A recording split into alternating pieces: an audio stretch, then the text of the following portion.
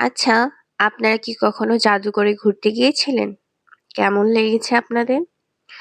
একজন সায়েন্সের স্টুডেন্ট হিসেবে আমার কিন্তু জাদুঘরে গিয়ে ঘুরতে ভালোই লেগেছে।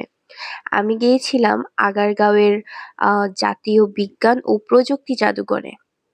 জাদুঘরটি ভালোই ছিল। মানে সায়েন্সের যে সাবজেক্টগুলো ফিজিক্স, কেমিস্ট্রি, বায়োলজি প্রত্যেকটারই আলাদা, আলাদা করে একটা রুম ছিল এবং সেই রুমে আমরা যে বিষয়বস্তুগুলো সায়েন্সের বইয়ে পেয়ে থাকি, ফিজিক্সে, কেমিস্ট্রি বা বায়োলজিতে পেয়ে থাকি, সেগুলোর প্রত্যেকটা বিষয়বস্তু এখানে আমরা চোখে দেখতে পারছিলাম। প্রত্যেকটাই খুবই ভালো এবং শিক্ষণীয় ছিল। আমার মনে হয় প্রত্যেকটা স্টুডেন্টেরই শুধু সায়েন্সের না সবারই জাতীয় বিজ্ঞান ও প্রযুক্তি জাদুঘরে একবার হলেও যাওয়া উচিত। আমিও গিয়েছিলাম এবং আমার খুবই ভালো লেগেছে। অনেক ভালো লেগেছে প্রত্যেকটা জিনিস দেখতে।